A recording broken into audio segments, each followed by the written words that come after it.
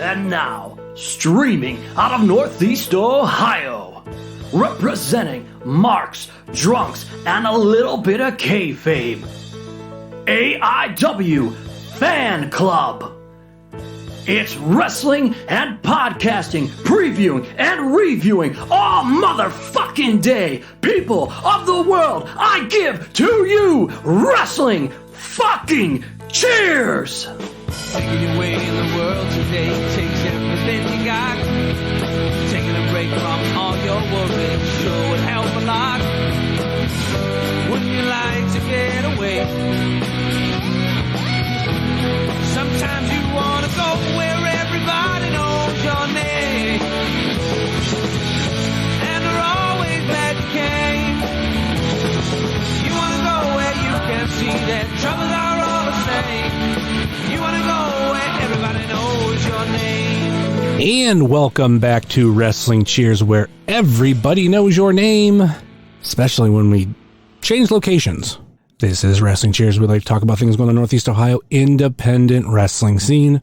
We preview shows, we review shows, and sometimes we even have interviews along the way. This is a preview for AIW's Jet Black New Year.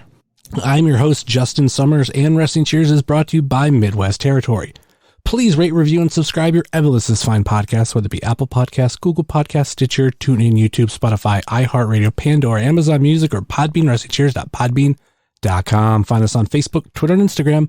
Facebook.com/WrestlingCheers, Twitter.com/WrestlingCheers, Instagram.com/WrestlingCheers. Email, if you so choose to desire, WrestlingCheers@gmail.com. Like I said, this is a preview for AIW's Jet Black New Year, which has changed venues in the last week, or at least in between recordings.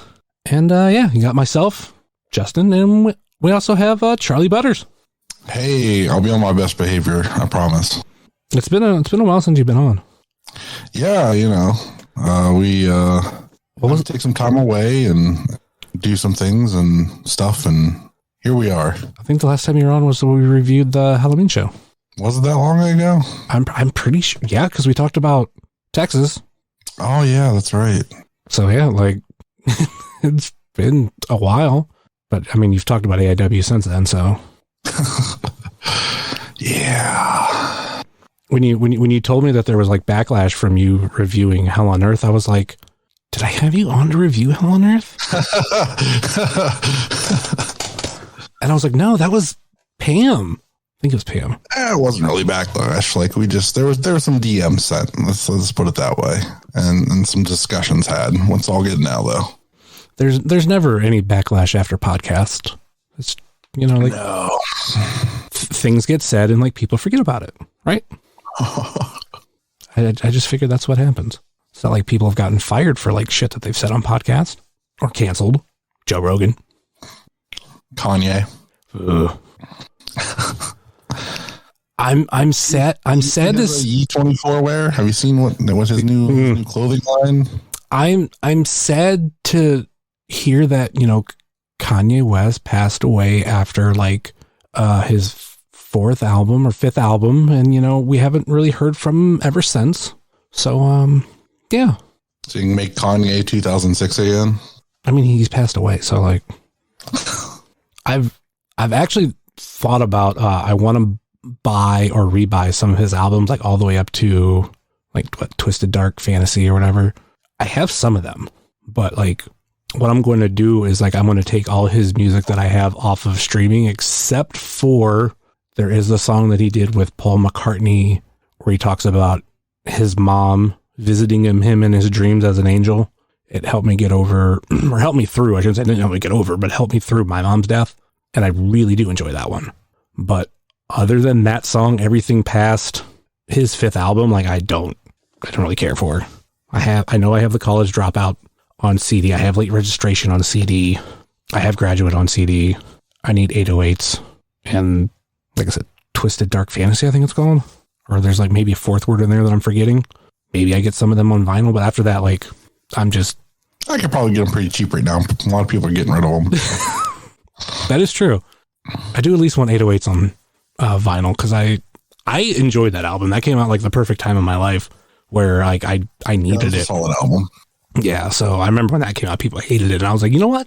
this fits my life right now, so I really enjoy it. Only thing I don't like about it is that live track at the end, like Pinocchio or whatever. Like, it's weird. But yeah, other than that, like, I don't. Yeah, fuck Kanye. But I'll delete all of his shit that I have off of my phone, so like he won't really be receiving money off from me. And if I buy stuff, I'll just try to buy it used. Anyway, speaking of people we don't receive money from, AIW, what is up? Well, AIW still gets our money. Yeah, they get our money. We don't get money from them. We get lots of entertainment from. Well, we got to talk about the venue change. Last week, I interviewed Shaw Mason, and then in between recording and the episode coming out, I want to say it was the day before the episode came out, it was announced that AIW would not be back at the Odeon. They had to look for a new venue, and then it was Tadmor Shrine for the show. I'm a little sad only because like we didn't get to have that like final show. I've been to the last show for Turner's, like, and that was like, hey, this is our last show at Turner's. I was at the last show for Mount Carmel, which was like, hey, this is the last show for Mount Carmel. I felt the same way going into this one, but changing the venue, it's like, oh, like J-Lit was the last show we had there. And we didn't get to like treat it as like, well, this is the last show we're going to have at the Odeon. So I don't want to say upset. I'm a little sad about that, but big picture, well, also a little sad because it's an easier drive for me from work, but like not paying for parking, not having to go around that block 5 times to try to find a parking spot, having to pay for parking now through an app. I'm not going to miss that. Not going to miss that at all. I do think the Odeon is the best like arena type setting that AIW's ever had. Like the lighting, the mood and all that, the merch area, I think I've always said is just not enough room. So that shit always sucked. But aesthetically, visually, it's just top notch. And I don't think any place AIW goes is going to top that, sadly. So I was delighted by this news. I never really cared for the Odeon. Personally, I think that, like you said, like, you're kind of sad you didn't get like one last go in there, unless you're going to set the thing on fire or do some like vandalism. I don't think it really matters, as a person, or as a fan, the last time I see a show there. But like as a performer, I could see them caring because like, some people had their debut match there kind of thing. But for me, I could care less about that place. I hated having to pay for parking. I hated, the small area for the bathroom and for everything else. And why was everything always wet in the bathroom after like just 2 minutes of it being open? Everything was wet, and that I don't understand how everything got wet. It made no sense. Oh, hold on. On that, it's a public restroom, and that's how like so many public restrooms are. Like, granted, a little different, like being in as many truck stop bathrooms as I've been in. Like, there's ones that like, granted, like there's people there that literally bathe in the sink. But I just want to understand how, like, as a wrestling fan, like you go in there and you just like, it's like there was a wet dog in there. It's just like you shook off like several wet dogs in that bathroom at once, like within like 20 minutes of it being available to use. It dumbfounded me every time. I think there's something you're not considering. That people were leaving their calling card because they are the wet bandits. I mean, I would take a blowtorch to their heads if I had the chance. Nail through their foot. I would like to throw bricks at them from the top of the Odeon and them standing on the street. Put a tarantula on their face. Yes. So, I mean, I honestly, thankfully, never had to take a shit there. Same. I know certain people that have, and they are definitely worse off for it. No, I didn't care for, I don't drink. The bar there didn't do anything for me. I liked that you could get like a glass of water for $1 instead of a bottle of water for $2. Except for when the last time we were there, the water literally tasted like plastic and like, I don't know what the hell it was. And they ended up giving me bottled water for free. I was happy that the last match there was the triple threat, and Derek winning the title. That's a cool way to go out. Yeah. I couldn't have planned it any better. And I love the Tadmor Shrine. It is my favorite place to watch wrestling at. And any chance I get to see wrestling there, so fucking great. And I instantly was like, yeah, that's the much better option. That's perfect for me. And I will, because I was really not sure if I was going to go to the show. And once it got moved to the Shrine, I'm like, for sure I'm going. And I made Jayhawk come too. So he's coming with us. Yeah, I'm not sure how many times I've ever had to take a shit at a wrestling show. I feel like it's only been once. And I think it was the one J-Lit weekend where they shot the beginning of Powerbomb. Because I was there for like over 12 hours. We're talking like, I feel like close to 20, maybe a little less. But yeah, being there long enough, like, gotta take a shit at some point. But other than that, I've pee, yes. Shit, no. So I could only imagine having to shit at the Odeon. That's a rough time right there. But I mean, I like the Tadmor Shrine because it is closer to my house. But I mentioned on Twitter when it was announced that my drive to the show just got longer, but my drive home just got shorter because I'll be coming from work on Friday. So I'll be going from Strongsville to Akron, but I'm only going to go from Akron to Cuyahoga Falls for afterwards. So that should be a real good one. Yeah, there's a lot of super easy drive homes part of this year, so I'm excited about. Kent's an easy one. Akron's an easy one. Town next month is an easy. Or next month in February. Yeah, I'm looking forward to the Kent one. I'm always looking forward to the Kent one. I'm interested of how that's going to be set up on the inside. I was just at a concert there back in November. It was actually before the show was announced, but I was tipped off that it was going to be there. And the Outpost actually has had a calendar on their wall, like this really big one of like when all the shows were, and on that particular day it just said wrestling, and I was like, fuck yeah. But how that venue's like set up in the stage, like I'm trying to just figure out, like, you know, I roughly know where the ring's going to be, but I don't know, like, are people going to be sitting on the stage where, like, of the actual, like, concert part?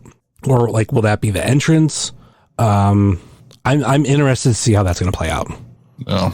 Like, we saw how the outdoor one was. Hopefully, if there are some outdoor ones this year, like, they are better attended, but obviously with, like, that schedule that AIW did in the summer, like, really killed it for fans. So yeah, I tapped pretty early in that one, and I knew, like, as everything got announced, it was like every other day another. Yeah, I'm just not doing this. Like, I can't do this. Well, in February we already got two shows back to back weeks. Yeah, you know, we'll see how this goes. I'm just a GA boy now, so just kind of take it as it goes. When do you move to Georgia? You know, Dalton hooked me up with a trailer in his trailer park. Single or double wide? It's double wide. I wouldn't go single. You know they make triple wides, right? Yeah, I wouldn't go that crazy either. I don't want to show off that not in the trailer park. That's you get all the crazy ones trying to break in. We actually had like a triple wide in my trailer park, and I remember that like blew our mind. Not in a hillbilly sense, but it was just like triple wide. What the fuck? At what point does it just become a house with no basement? I was like, well, is there like axles underneath it, and you have skirting around it? I mean, you could put a trailer in the middle of a field, still a trailer. But on to Jet Black New Year. Do you know what this is a reference to? Because I do not fucking know. I have yet to like Google it. I felt like I did, but I probably am way off base. Someone might let us know, but yeah, I'm not 100% sure exactly what it means, but I do know that the show The Day at Toy Hio, I know that's am I blanking on the name of that movie? The dude, what the fuck's that movie called? Big Lebowski. Thank you. Blanked on it. So according to Google, this is definitely a song by the Thursday. that at some point had Gerard Way do a cover with them. It's been called an emo night. And that is why I do not know the reference. I mean, it could just be a coincidence, but that's literally everything that comes up. Jet Black New Year, Song by Thursday. And then it's like, that's the vast majority of everything on here. I mean, the poster and the graphics and everything for it have kind of a emo pop punk vibe to it. So, I mean, that makes total sense. Like, once you said that, I was like, oh, that's why I don't know it. I mean, obviously, it's the day before New Year's Eve, so you go with a New Year's theme. So, yeah, like, I can understand. But, yeah, that's also why I had no idea what the fucking reference was. But yeah, I guess that's what we're going with. Before that Youngstown show, I might actually sit down and finally watch The Big Lebowski, because I have never seen The Big Lebowski. Oh, man. You got to watch that, but you also need to watch the TV edited version, because there's a lot of great jokes with that, like with the edits. Well, I'll watch the regular version first. Is it kind of like Half Baked, where give me a box of condoms and that shit we used to back in the day? What was it called? Oh yeah, pudding. Yeah, there's some really great ones that are to the edits of that, like instead of Fucking a Stranger in the Alps, there's Finding a Stranger in the Alps, and a couple others like that. It's really, really great. John Goodman is really good in that movie. He's definitely my favorite character in that movie. Before moving in with Amanda, my roommate that I had for 2.5, 3 years, Big Lebowski was his favorite movie, to the point of his Xbox gamer tag was The Dude Abides. And I knew that was a reference to the movie, but I need to sit down and watch that. That's probably my top movie of when I tell people I haven't seen, it's oh my God, you haven't seen that movie? No, it's been on my list forever. But now I feel since AIW is doing a show named after, it's yeah, I need to go. I definitely need to sit down and watch that. But I think the main thing about that weekend that I'm looking forward to is Toyhio. And I'm actually looking forward to the meet and greet with Danhausen and his wife.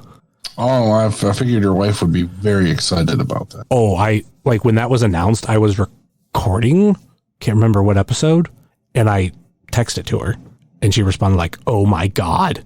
And I was well, you're going to be excited for that one. I might do, I was debating on us doing a group picture, the four of us. I think it'd be a good one. Right on.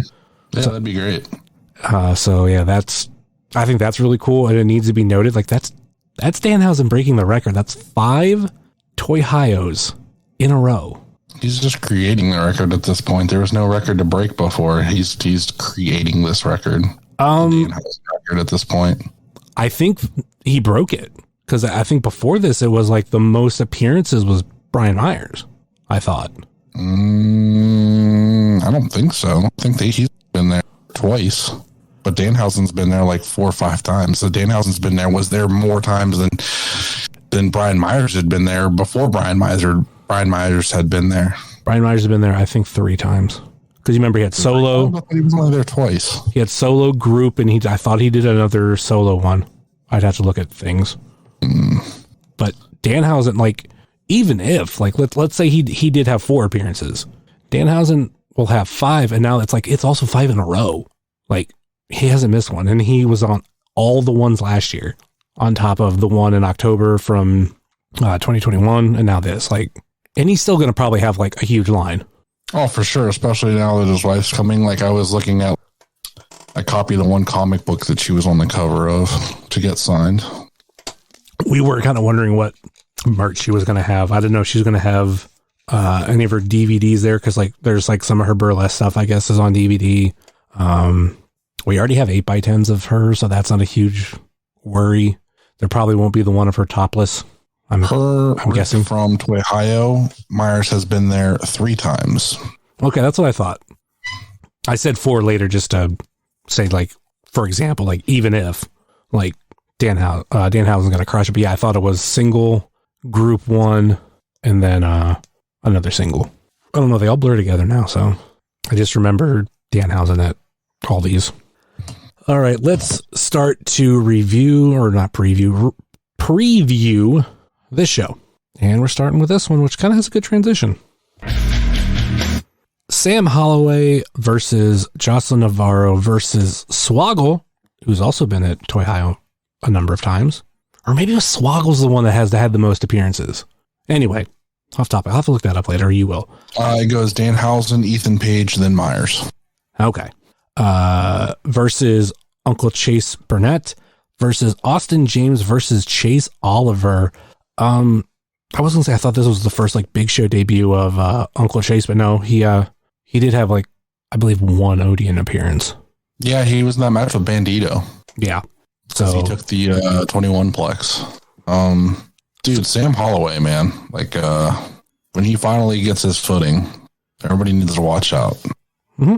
Yeah, it's like I said about a lot of the students. Like you just watch a lot of them grow from their first match to a year or two later, and like. A lot of them like find their momentum, find their place, and find everything. And I feel like we're gonna get that with Holloway. Easily like one of my favorite students, like Tim and Shaw. He definitely showed signs in the Hell on Scramble, hitting choke slams, and he looked fucking brutal when he was just wrecking everybody. Really put my attention onto him more. Like I said, he reminds me awesome, and I've been floating him ideas of things, both on Twitter and elsewhere, and getting into his head about things is probably not a good thing. But, just things I think would be cool. Maybe Riley Rose gets powerbombed off the top rope to the outside through a table and, stuff like that. Could you imagine Swoggle getting chokeslammed by him? Oh, I think I thought about that when this was announced. I'm like, oh man, imagine like Holloway chokeslam and Swoggle. That's like going to be a long way down for Swoggle. But then again, Swoggle is tied with Myers as well, by the way, on that 3. Okay, gotcha. But anyway, yeah, I mean, could you imagine Jocelyn getting put up for a chokeslam? It's imagine Jocelyn chokeslamming Sam Holloway. There, I fucking said it. That's adorable. Bet it won't happen. I actually want that to happen. That'd be really cool. So, that'd be great. Say she chokeslams everybody, and then she gets to him, and like he's last. Yeah. But you know what Sam Holloway needs? Not a mask, because I've already had that discussion. Oh no, not a mullet, and not to ditch the singlet. I was gonna say it's a little bit with the mullet, but not necessarily a mullet. I kind of think he needs facial hair. Babyface Sam, I don't know. Like, if he's gonna be a face, yes. If he's gonna be a bad guy, then yes. What, beards equal bad guys? Yes. Uncle Chase Burnett's a bad guy? Yes. Swoggle's a bad guy? I'm a bad guy. Duh. No, I just think that, he's a baby face and he has a baby face, and it's just, that's what it is. I don't know, like whatever he wants to do. I just I have like some aesthetic things. Like I said, like ditch the yes, go down to trunks. I think I think his look is fine in trunks. Like, not sure why he's hiding his like barrel stomach. Like, you can be a gladiator and have a barrel stomach. It doesn't have to be like an 8-pack or anything. And he's got that pretty hair. Let it grow out. Get that hillbilly waterfall, and start putting people through some tables, man. Let's or some doors. Let's get crazy. Let's see what you can do. Speaking of pretty 8-pack and beautiful hair, Chase Oliver's also in this match. He is, and he is the scramble god. So, but he did not win at Hell on Earth. He did not prove his scramble godness at Hell on Earth. He did not win that scramble. So, might have to start questioning his godhood. Well, he's the scramble god, but he's turning into the producer god. Yeah, and here's the thing that I kind of want to do, like, hearing them talk about all the production side of stuff. Like, I don't want to wrestle, but like, I would love to be able to get into the production of like editing and doing stuff for like wrestling shows. I think that'd be really cool. Like, that's something I've always liked. even when like Mid Ohio or when we did Midwest, and like I got to film and do all that kind of stuff. Like I want to do something like that. So like maybe they need to have a course for that, and I'll pay to go to school to learn to do that and get to do that for AIW. That'd be cool. Think if we can call up Alvarado. I don't think he's doing anything in North Carolina. I know he got married. He's doing anything wrestling wise. Yeah, but he kind of like disappeared out of nowhere. He does that. There was that weird moment where he like popped back up with like this different kind of gimmick, and he was kind of like the Aztec warrior type gimmick. Yeah. And he went to Dayton to train, and I'm like, oh, you're back in Ohio wrestling. Yeah, with we're not talking about it. We're not talking about where. We're just saying Dayton. Southern Ohio. Yeah. Not anywhere around here. No. But yeah. And then, I don't know. He's always been all over the place. So we also have Austin James here. Like you mentioned, he did pick up a win, which I think surprised a lot of people because we were expecting, Chase is in the match. So right. Chase is going to win. Like he's killed a lot of these scrambles. So we talked about this off the air, and it's not so much a complaint or anything like that. I've always felt like if you win a scramble, then like that should like move you on.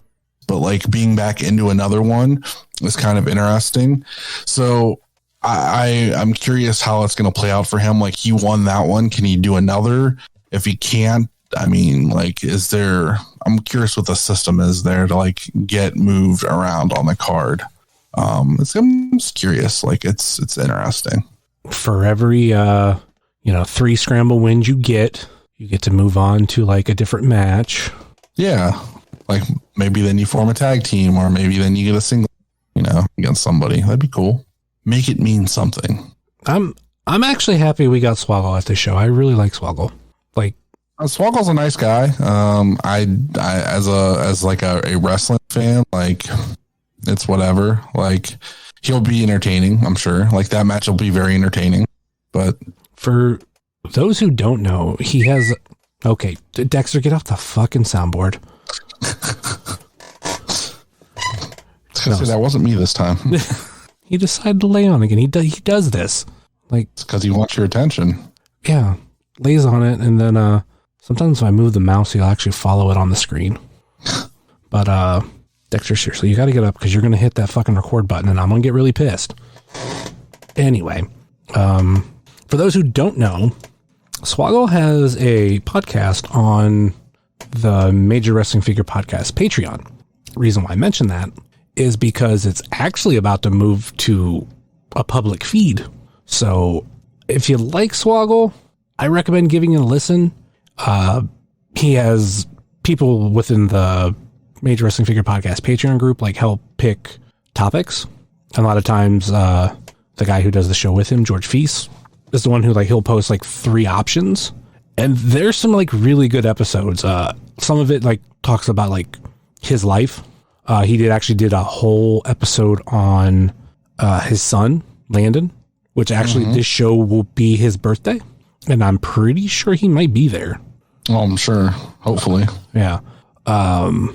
Really interesting listen. You don't have to be a fan of the Major Wrestling Figure Podcast or Cardona or any of them to like the show. I think if you like Swoggle and some of his conversations, if you liked him being interviewed on this show, which I did receive a lot of compliments for, I highly suggest checking that out when it goes to a public feed. There'll probably be ads and everything in it, but nonetheless, it's a really good show where Swoggle gets to just flat out be himself, talk about whatever. He actually did one where he talked about his appearance on that, where he did his boxing match. Mm-hmm. He talked about everything about that. It's a really good show, but that sounds interesting. Might have to check that out since I'm lacking on shows to listen to. But yeah, your episode that you did with him was really fun too. And then getting to reference that at Toy Hio was really was nice, and a way to kind of break the ice to bullshit with him a little bit, and not just be oh hi whatever, but I know about you, cool. So it's cool. He has a a lot more like stuff like that of where he'll like rant about. I can't remember a lot of them off the top of my head. I mean, obviously the grilled cheese is a big one. I think he's someone that calls a bagel a bagel. Oh, okay. Which is really weird. Are we doing picks at the end, or are we doing them with this? We'll do them with this. I was curious. That's a great way to transition. Yeah. My bad. Who do you got winning this one? Like, okay. We've been on this scramble for like 20 minutes because we like went off in 7 directions. That's what happens when we don't podcast for like months at a time together. Then you get stuff like this. And I did realize Dexter did hit the stop record button. Little shit. I just looked down and the button's green. I mean, luckily I got another recording going, but still, like, because he lays like, he doesn't just lay on part of it. Like, he literally puts like his whole body down on like the sliders. Yeah, it's got to be warm. Must put off enough heat that he likes to lay on it. I guess the screen puts off a little bit of heat, but Oh, it's funny when he walks across and all of a sudden like he hits a button. It's like a cat on a piano jumping around. Well, that's when he goes across the soundboard. Yeah, just a bunch of shit. Anyway, who do you got on this one? Ooh, man, I'm just gonna go with Sam Holloway. I'm just gonna put all my chips in that bucket. I think. Why not? You're gonna go against Chase Oliver? Hey, he lost the last scramble. He's not his godhood is in question. We'll see what happens here. You're gonna go. This is this one. You're gonna go against Austin James? Yeah, I don't like softball. At least, and I'll give him props because he doesn't have the super long entrance, so it's really he's all right in my book now. And he did that really cool moonsault. So yeah, I don't know how you could go against Chase Oliver in this match, but I'm picking Jocelyn Navarro. Yeah, that's what I thought, motherfucker. I wanted a good swerve there, but yeah, I gotta pick Jocelyn. Mm-hmm. Oh, you know what's gonna happen? Like, she's gonna win this match, and then she's gonna challenge the winner of the absolute title match, and then either way, I'm gonna be entertained. I thought you were gonna say the intense title match, and then it was gonna be her and Derek or her and Kaplan, and I'm like, oh my god, could you imagine? No, I'm going with because of the combination of like her versus Broner, her versus Bishop. Right. I got you. I still think any of those 4 guys against her would be a fucking crazy match. So Kaplan might be the underrated pick. Like, I think if you were to pick options, like Kaplan would be in last place, but like it's still like a good option. Just think of Kaplan's like serial killer style promo, and then throwing his fucking Kaplan bombs at her, like the punches. Fuck. Oh, it'd be gross, but it would be epic at the same time. Like, Jocelyn's the kind that would take it and just fucking give it right back, and it'd be so good. It'd be very, very entertaining. Just saying. All right, let's move on to the next one. We got a rematch from Wrestle Rager Shaw Mason versus Filthy Tom Lawler. And first time around, Filthy, if I'm correct, Filthy won. I don't know. I didn't watch it. I didn't watch Rager. I'm a bad boy. So like this is a whole new match to me. Oh, so you got nothing to complain about? No, not a thing. One thing about Shaw is like it does seem like we're getting a lot of rematches with him. I think he had that really great 3-match thing with Cisco. I think my only complaint of that was that I wanted the third match to be like a 2 out of 3 falls or something, but I know we just had one recently with Jocelyn and Katie Arquette, so I kind of figure that's why we didn't get something special like that in that final match, or like some type of cement match or something. I don't know, something different, some stip. But I mean, he's going up against guys that he has decent matches with, so that's what matters. And Filthy Tom's a fucking New Japan pro wrestler. So the fact that, he's so young in his career, Shaw is, and he's facing, again, like his third match was against Filthy Tom. So now it's another match against Filthy Tom. Like, fuck, that's wild, man. That shows that not only does management have like big aspirations for him, but he's living up to those aspirations, getting that match with Filthy Tom again, who wants to step in there again with him. So, and I think the thing you can't forget about with Filthy Tom is, yeah, you mentioned like New Japan wrestler, also former UFC fighter. Like, yes, let's like call a spade a spade. I think probably like most dangerous regular in AIW over the past 5 years. At least like, I would say, I mean, he's potential being like the most dangerous, but I would at least say top 5 or 3. And that's throwing in people like Broner. Like, he's one of many guys I would not want to anger in this company. Let's just put it that way. Like, I would know way better to ever say anything to enrage him in person, you know. Would he actually hear it though? Well, if you said it on a podcast, I mean. Well, I don't know. Probably not. He probably don't give a fuck. But I don't know. Like, I feel like certain people better watch what they say about him during this match, because say the wrong thing, you might get a UFC fighter coming in. I don't know.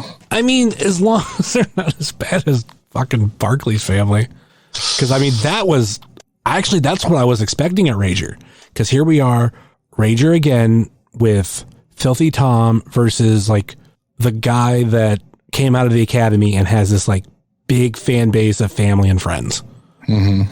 And obviously like shit, like there was almost a riot like twice because, or was it the same show or different year where they did shit with Kingston and then also like with Filthy Tom? Like I remember both those incidents. I just can't remember if they were the same year or different year. I remember the Filthy Tom Nick Gage one. I don't know if the Kingston one was the same year. I'm trying to remember if Kingston was at the one I was at, because I think 4 was my first one. I think that might have been at 3. Kingston might have been the one before that, because the Kingston one I think was the one after he debuted, and then the Filthy Tom I think was the next year, because they were the ones that threw beer at Filthy Tom. Like full cans, and like I caught one, caught the top of it, but with it like facing down. And I think I gave it to Filthy, but I thought we were going to get that at Wrestle Rager and we didn't. So we'll see what it's like at Akron for them. They seem to be relatively be okay. Yeah, I think that's the thing. Like, I honestly don't think they would go that far, but personally, for my entertainment, I would like to see somebody try to Filthy Tom. I saw him knock somebody out in the UFC house, and I love that clip. And I'd like to see that in person. You know, that'd be kind of interesting. I personally don't want to be on the end of that punch, but if somebody get punched like that, knocked out in front of me, that'd be pretty sweet. I don't know. I'd be really entertained if it was you. Can you volunteer for that? No, I will not do such a thing. Think we can get Jared to do it? I highly doubt it. They would probably kill Jared. Jared is a frail old man. Get him some Geritol and get him a little walker with tennis balls at the bottom. He'll be good. Talking about like half my family right now. I was partially talking about Carl from Up, but the second one. But so unfortunately, it's like half my dad's side of the family right now. Got canes and walkers and fortunate. Anyway. Speaking of canes and walkers, Porter O'Shea might be... No, I'm kidding. Oh, my. Watching him troll Jake Clemens was kind of funny the other day, but... Anyway, who you got in this one?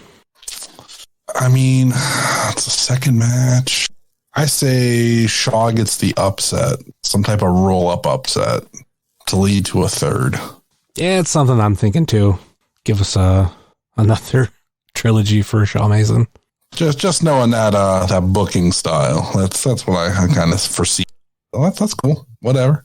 That third batch, let's put up that cage. Let's do it. Well, we know the cage won't be at Kent. Well, I should say I don't think Filthy will be at Kent. The bowling alley either. So, but we'll be back in Akron before that. So yeah, and it'll fit there. I don't know if I'd want to see Shaw Filthy in a cage. I feel like that deserves some different competitors. Nothing against either of them. I like both of them. The fight pit. Yeah. Get Pedro to mount some stuff all on top of it. So it'll be like a pit. They can climb up there and fight on top and then fight down below. Yeah. Let's get to it, Pedro. Let's go. Got some real bloodlust going on. Pit, 2023. You know where a cage would fit? In Ashtabula. There's gonna be no complaints about getting a cage out there because there's no roof. Only if you hook a car battery up to it out there. Got to go electrified cage. Ultra Mantis versus Nightmare Freddy, electrified cage. Let's fucking make it happen. Joe Sposto on commentary. Hell yeah. Let's go. I was just now thinking of like the shit that WCW, I think it was WCW did it like early 90s, that whole like electric chair thing. Yeah, with Abdullah the Butcher and Cactus Jack. Yeah, that was great. The fucking switch kept falling down. Before they got him in it. Yeah, that's great. Let's do Kaplan versus Pondo again. Because I feel like that's the equivalent of Abdullah the Butcher and Cactus Jack. I think you can easily figure out who's who. All right, let's move on to the next one. We got Brian Myers versus Wes Barkley. Kind of got a heads up that Brian Myers was going to be at this show and kind of figured this is the one that made the most sense. I thought, Brian who? Hey, Brian Myers is awesome. Say all you want about Cardona. Professional wrestler, but say everything you want about Cardona. Like Brian Myers is like actually like cool dude. Is that only because Myers did your podcast and Cardona won it?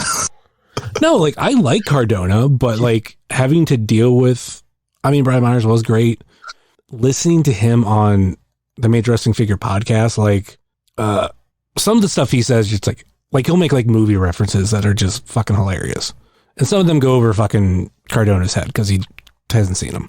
I'm sure he's more personable. He seems like more down to earth than Cardona is. So, oh yeah, and like even like as a wrestler, like just look at like Brian Myers' career. Like I feel like he'll put over anybody. Yeah, I mean, he did have a losing streak that's legendary. So he put over anybody, including Wes Barkley. I do believe he was 269, maybe. I can't read the figure from the figure. Just look at your figure that you got signed. I'm sure it's on there, right? It is on both of them, the regular and the chase. But there's kind of a glare from my one lamp, so I can't exactly see it. I want to say it's either 268 or 269. I can read the 2 and I can read the 6. It's the 9 that I'm having trouble with. But I mean, even that, like some of the stuff he does, like on the independent scene, like some of the matches he's had in AIW, like he, he lost to Bishop. He lost to. Actually, I would have to look up his record in AIW. I don't know how many matches he's won. The only one I could think of off the top of my head, and it wasn't even a singles match, was the Major Wrestling Figure podcast versus Team AIW. Other than that, I can't think of many that he's won. I think he lost to Cliff Compton. I think he lost to J Pro. No, Dawn's. When was that match? That's a Mount Carmel. It's a Mount Carmel match. I'm looking at it's on the AIW Twitter or YouTube, excuse me. But yeah, like I don't. Oh, he obviously even lost to the. No, was he in that? No, I was about to put him in the match that Britt Baker came out to, but no, he could not make that booking. He teamed with Swoggle against Weird World. Oh yeah, that was Swoggle's AIW debut. And he faced Tyson Dukes. Oh, Tyson Dukes. Who won that one? I don't know. It's literally all these are available. Oh, you check that out. If you haven't and you want to check out a bunch of his matches, they are all available on there. Like every single one of them he's had is on there. So. I mean, the real way to check is Cage Match. Well, I'm on Cage Match, but I don't want to have to sort by like him and company, can I? I think. Or you could at least go by his breakdown of every year and just click on all the AIW logos, because that'll show you all the matches he had in a year, in that particular year. Really? I didn't know that. Mm-hmm. Yeah, that helps like when you're trying to figure out stuff like this. So he lost to Tyson Dukes. He lost a fatal 4-way. He defeated Cliff Compton. Oh, he defeated Cliff. I thought Cliff won, but Yeah, that was the... He won with Swoggle against Big Mo and Little Guido. He won with Swoggle against Weird World. He lost to Billy Gunn in the J-Lit first round. He lost to Tim Donst at Don't Feed Us After Midnight. He was supposed to have a match with Brian Carson before going back to WWE, but he had travel problems. He lost in the 8-man tag in 2021. And then he lost against Rip City against a major player. And he lost against Josh Bishop. So, yeah, he definitely has a losing record in AIW. Especially since coming back to the independents. Yeah. Like, it seemed like he had wins before, but, yeah, like now it's been way less. So, unfortunately, he was the guy that basically had to eat the pin for Cardona and a lot of that during that Rip City feud. So, yeah. And I think he's eating the pin again because I think Wes Barkley's going to beat him. Yeah. That's kind of the way I'm going. But I think much like the Bishop match, like he's going to make Wes look good. Wes don't need him to make him look good. Wes just look good on his own. But he's going to make him look even better because he's the most professional wrestler. Who do you think, if he's the most professional wrestler, shouldn't there should be somebody that's like the most unprofessional wrestler? Virgil. We talked about this before. I wanted to see Brian Myers versus Avery Good. So we can have the most professional wrestler versus a very good professional wrestler. But Mikey Blanton didn't want to book that. And Avery Good retired. Way to go, Mikey. Way to go. Yeah, way to go, fucking Mikey. That's why we didn't come to Black Label Pro this year. Actually, we just couldn't make it out. We were supposed to go to St. Louis Anarchy this year. We didn't. Yeah, but I did go to Enjoy this year.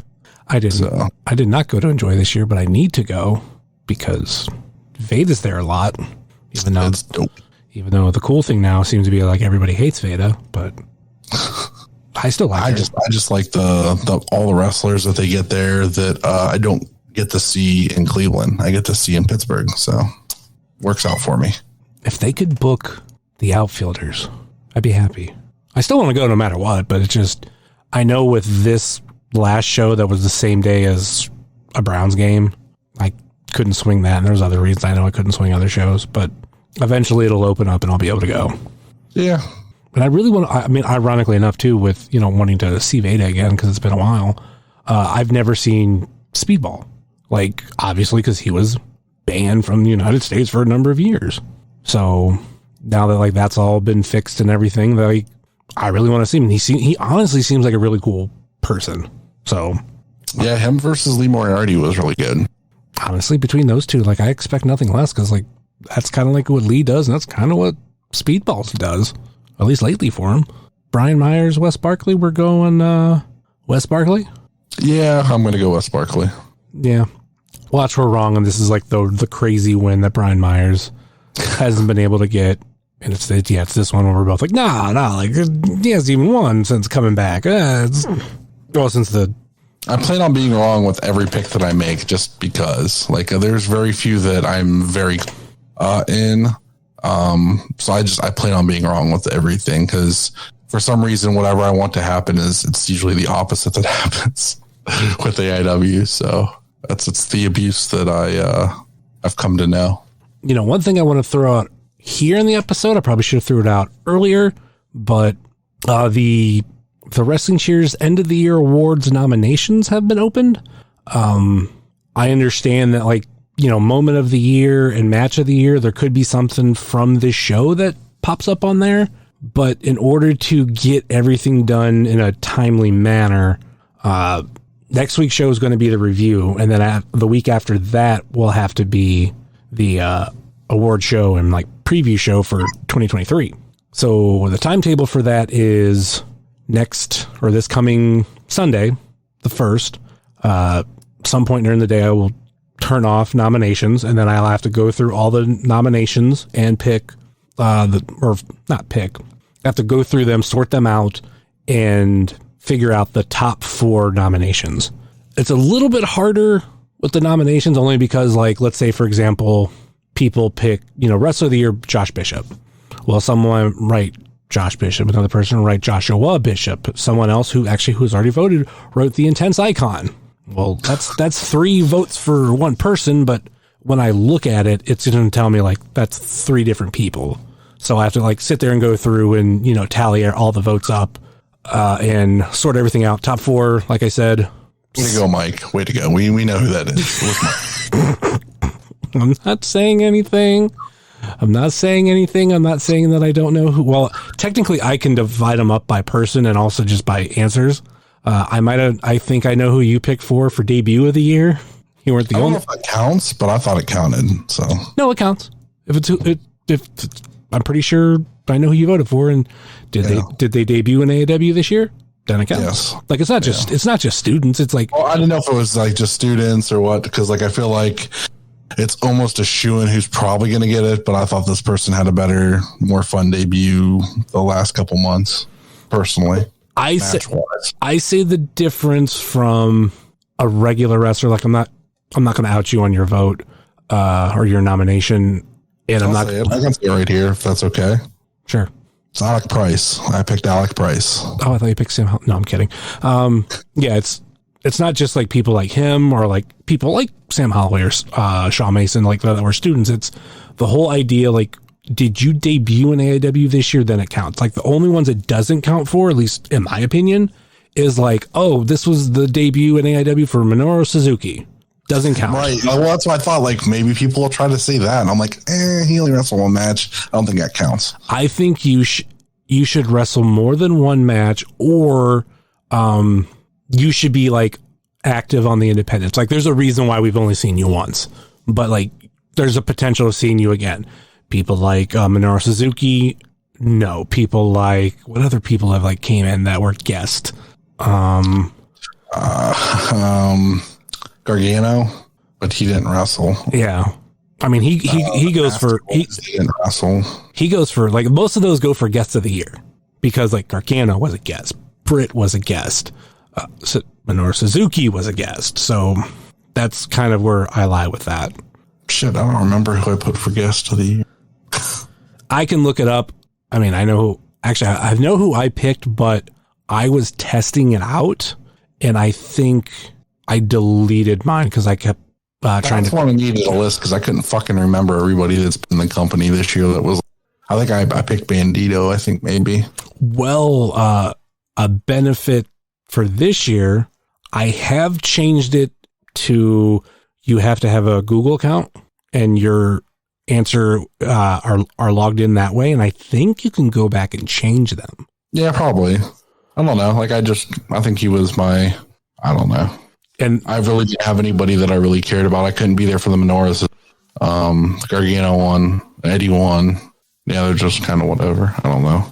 Anyway, but you have to have a Gmail account to vote, but your vote will not show me your Gmail. It just kind of verifies your vote. My whole thing is, the thing that I didn't like about last year is there were a lot of like weird accounts, quote unquote, because I had you put either your name or your Twitter handle, and like, oh, Myles Garrett voted for Derek, and it's like, all right, I know real Myles Garrett isn't voting on this shit. Like, I want like some way to have legitimate votes.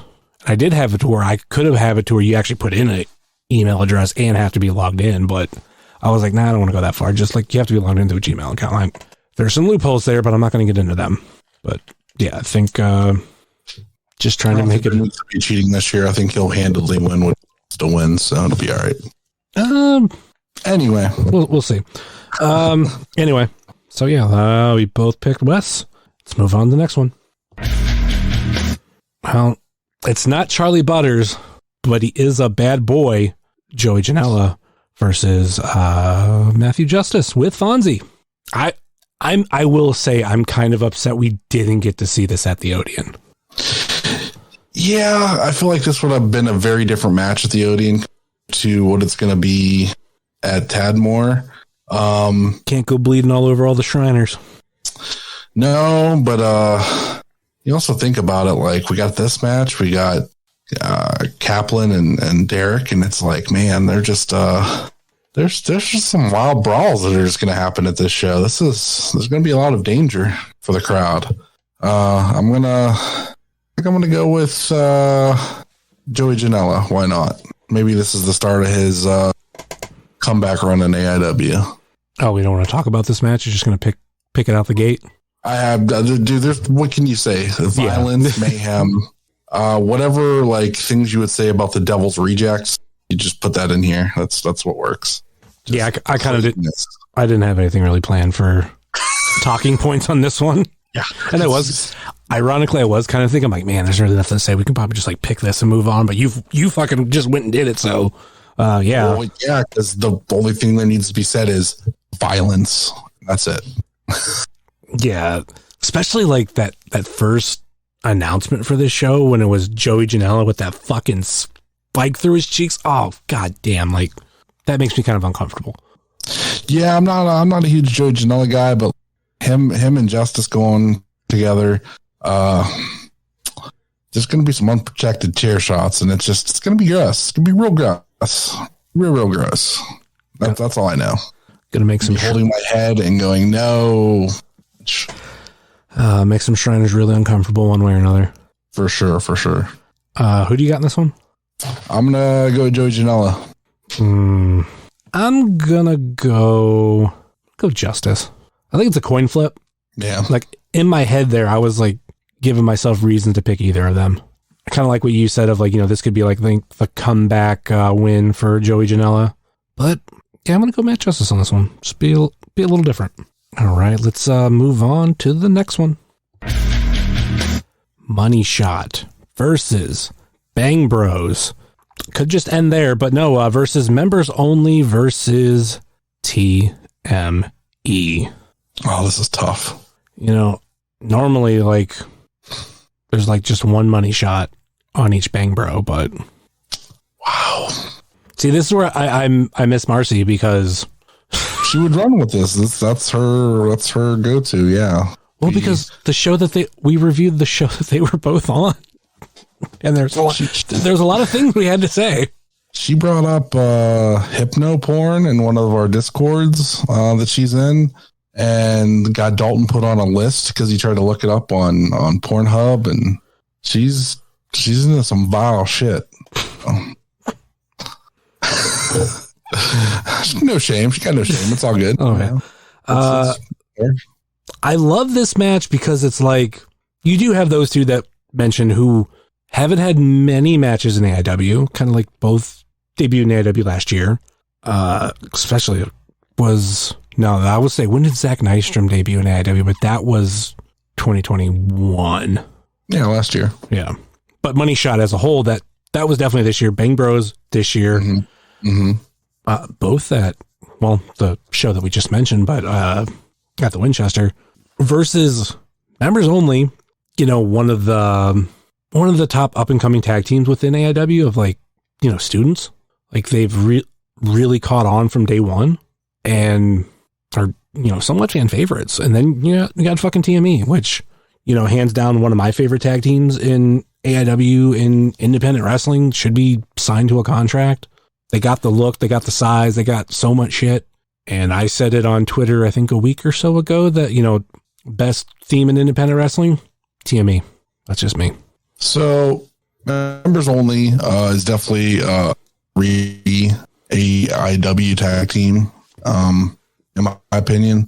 And then you got, the two newcomer tag teams. I know Bang Bros have been doing a lot of stuff with like Black Label and out in the Midwest, and Money Shots from like Pittsburgh, and they do stuff with IWC. You also have TME who's coming out of Pittsburgh. So you're getting like two Midwest teams.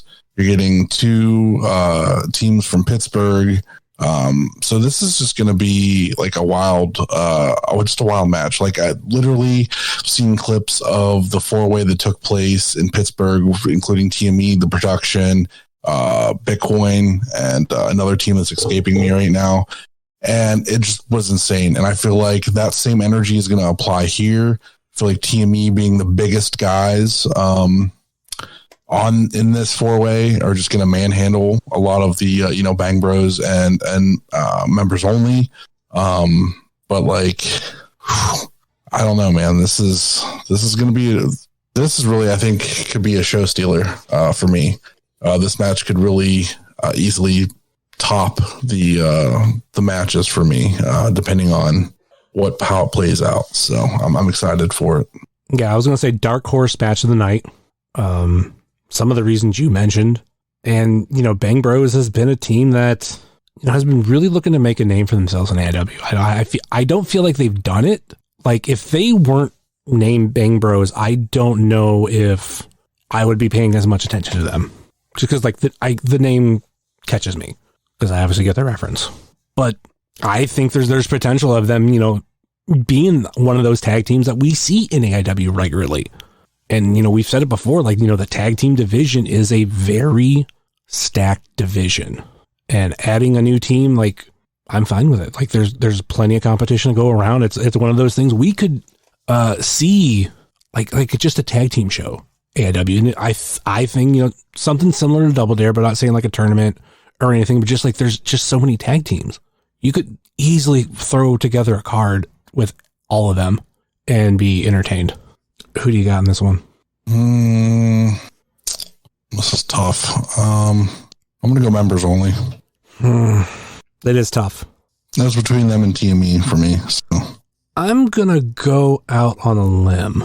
I'm going to say Money Shot. I think this is going to be, their statement match. Last time we seen them in AIW was against members only at Wrestle Rager. And if I'm correct, they lost. I could be wrong. I'd have to look that up. But I'm sure they did. And I think this would be a huge win for them. Because it's not just, getting a win back from members only. It's beating 3 other teams. 2 not counting members only. I think this could be a really big moment for them. Let's move on to the next one. Something that's been in the works for a few shows. Got PME versus Euthanasia. I love seeing Euthanasia together, to be honest. And in a way, this is like new AIW versus old AIW. 1 second before we move on with that. What were you saying about Money Shot at Wrestle Rager? Did they lose or win? They beat members only. Okay, they beat members only. Okay. Then I was wrong. Thank you for looking that up. Still going with Money Shot. My reasoning changes. It's not to get a win back from like members only. It's at a statement. I think they have the potential of being at the top of the tag division by the end of next year. And I think you start that by getting the win here. And we talk about how stacked the tag team division is. We got PME and Euthanasia. Not even just new AIW versus old AIW. This is new Cleveland wrestling versus old Cleveland wrestling. This is kind of a continuation of a story they've been trying to tell us the last couple months when things quieting down with other feuds. This has been kind of brewing. This will be the first time they've actually clashed, as PME keeps, ducking them. I wouldn't be surprised if somehow they duck out of this again, maybe. I don't know. We'll see. I don't know. I don't know what's gonna happen here. I can't say enough good things about PME as bad guys. I think they pull off way better than we thought they were going to. They're bad guys? What? Like, Philly looks so sleazy. And not in a someone who sucks on suckers type of way. He's the type of guy that would show you his butthole. He would. He would definitely do it. Yeah. I believe we had that conversation with him and he confirmed. We did have that. We definitely did have that conversation for sure. After the last Akron show, believe it or not. Think he'll show his butthole in this match? No, I don't think he will. Why not? Show it to the Shriners. I don't think he needs to show his butthole in this match. This was more so, something he might do later after the show. I don't think he needs to do it during the match, though, unless he wants to distract Matt Cross or something. Distract Porter O'Shea or Tom Dunn. Hey, Tom Dunn, look at my butthole. Tom just be standing in the corner smoking a cigarette like, what the fuck? God, now I'm going to get texts about this too. Anyway, I'm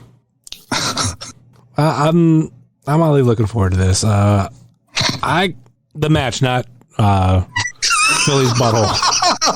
No, that's what I was laughing at. It's all right. Just need to clear the air there. I gotta go euthanasia. I'm gonna go PME.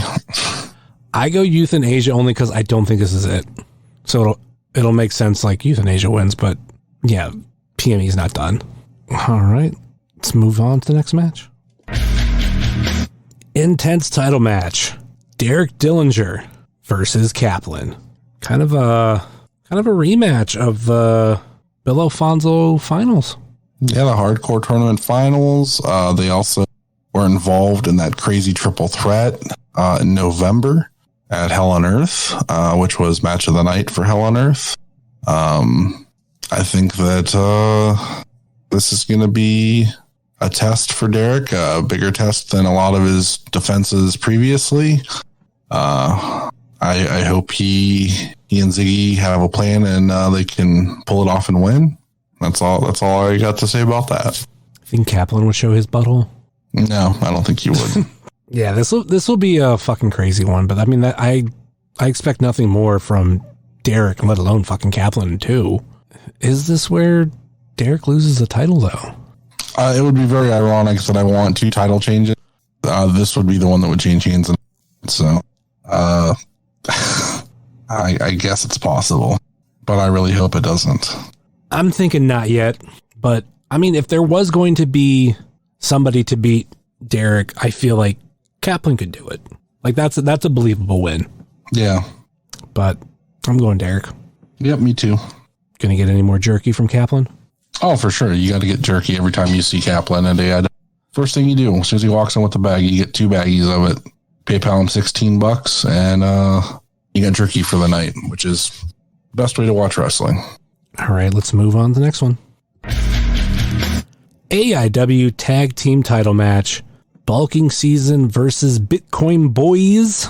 And I love the promos that have been put out to really hype this up.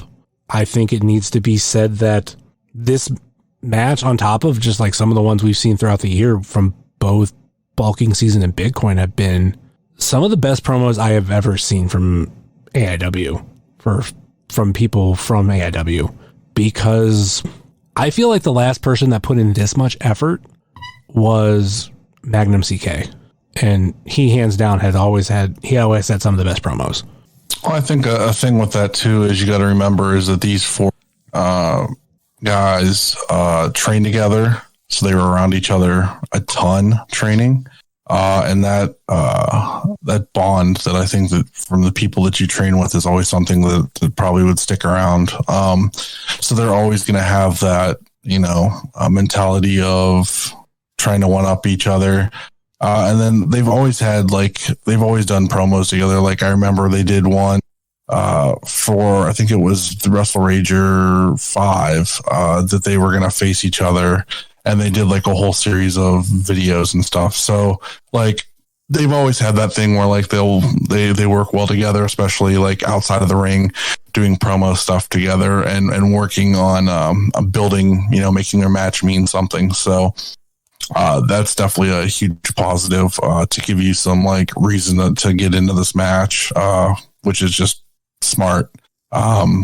Personally, I think that, this is put up or shut up for the Bitcoin Boys. They've talked a lot of trash about not getting their tag title match, being the uncrowned champs. So here you go, get your match. You win or lose, is put up or shut up. So I'm hoping that they prove that they're good enough and they win the belts. And they can ring in the new year with tag title.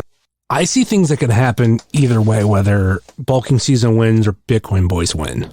And I honestly like both results. But I think if I'm picking, I'm going to go Bulking Season retains. And you're going with Bitcoin Boys winning. Yes, sir. I think we'll definitely be talking about some things that happen after this match one way or another. Because kind of like what you were saying with Bitcoin Boys is put up or shut up. And whether they win or lose, there's going to be consequences. Obviously, if they win, I won't call you the Duke with this.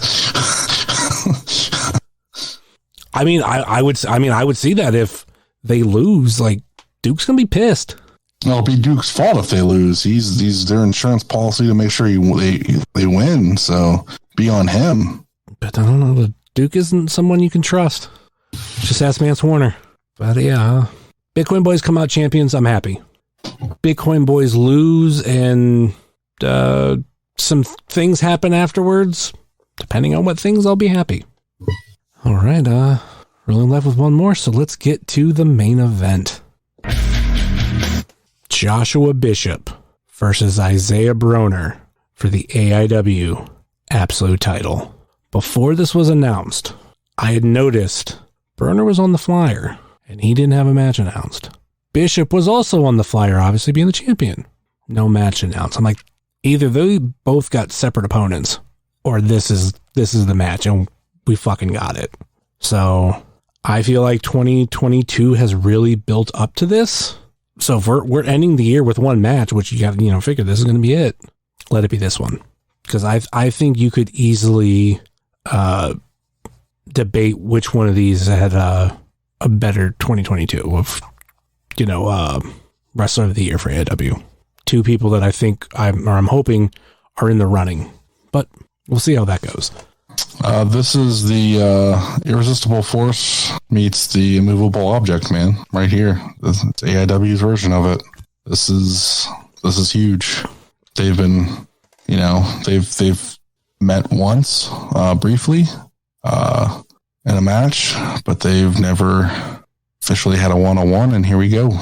I honestly thought we weren't going to get this match till next year at some point. So did I. I was really surprised that it got added to this card. But hey, let's do it. Let's see what we got, man. This ups the notch of this card even more. Like, in my opinion, this is huge. Who do you got? I'm gonna go with Isaiah Broner, and then we're gonna be drinking Hennessy after the match. I'm gonna go Bishop. But I don't think it's going to be any fault of Broner. I think someone's going to cheat him out of it. Because there's no way I could see Bishop beat him, like, I don't want to say fair and square, but like I can't see Broner losing regularly. I mean, would it be a moment to see Broner fucking, finally win the title after only being in AIW for like a year and a half? I mean, it's a way to close out the year, for sure. Oh, hands down. Like, this was a guy that earlier in the year got Minoru Suzuki, got Eddie Kingston, had smaller matches there, but knocked PB Smooth out of AIW. Poor PB. Yep. Sent to the Shadow Realm. Oh, that's now he's wrestling places with a lampshade on his head because he's ashamed of what happened. And that's who cost Isaiah Broner the match. And the crowd goes mild. Oh, no, you're not telling me there wouldn't be a reaction of people pissed that Broner lost? Got cheated out of it? Yeah, people would be pissed, but I'd also be like, I don't want to see that match again. It was just okay before. Now, if, some big name comes and costs, then sure, I'd want to see that match. I have no specific name in mind. I was about to say, like, what big name are you thinking that would... No specific one in mind. Just anybody. Like, I like PB to an extent, but I don't think that would fit for him. I think there could be a lot of other people, like maybe Cardona. I don't know. I'd be okay with that because I already hate him. So then I get to see him get his head knocked off like I wanted at Hell on Earth. So, we'll see. We'll see what happens. Well, I know it won't be Cardona. Or at least I don't think so. You never know. Maybe a mystery man costs some people some matches, reveals himself at the end of the show, setting up a triple threat for another show down the road. I don't know. We'll see what happens. Mr. Brickster? Haven't thought about that guy in a long time. I think about him because I still follow him on like certain social media and like we're friends on Facebook, but it doesn't. Know, man. Maybe the Swamp Monster shows up. Only if. I don't know if Swamp Monster and Bishop are friends. I don't know. I can't talk about Swamp Monster. bed, and it's past my bedtime. So, all right, that's the show. Any final thoughts or last minute plugs before we go? Yeah, check out the Indie Wrestling Guide. We got new episodes coming out all in January. There's a voicemail line you can call into. They're going to be doing some interviews with some of the fresh meat, young talent from AIW, I think, coming up. Maybe doing some other show reviews, that kind of thing. Maybe young Ed from Pod Van Dam will show up. He has mentioned, he will probably do for his weird indie wrestling that he likes to watch from Japan.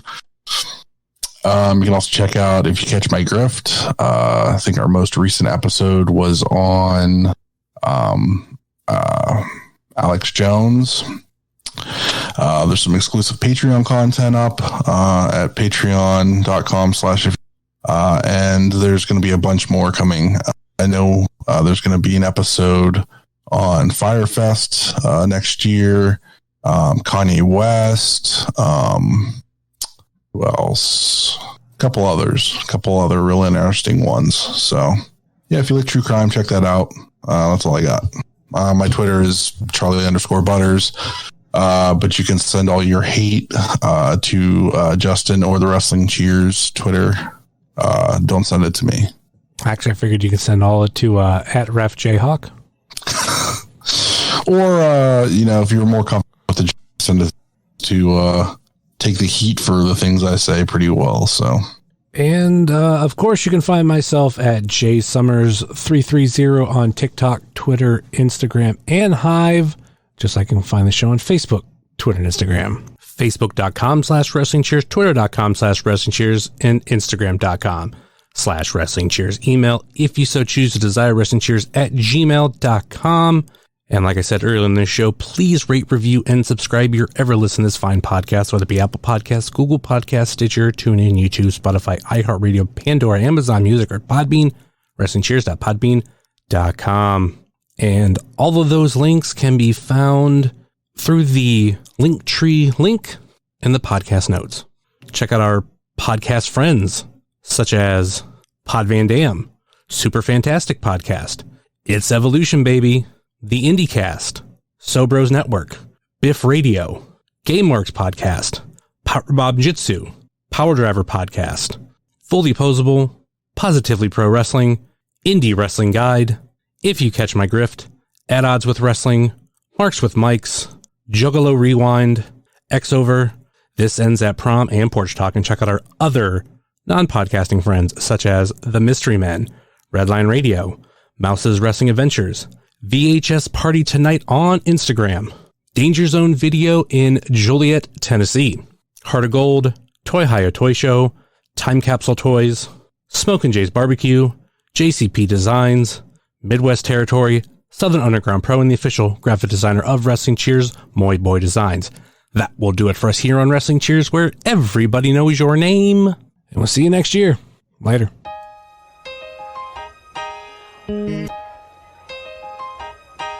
It's the Wrestling Cheers.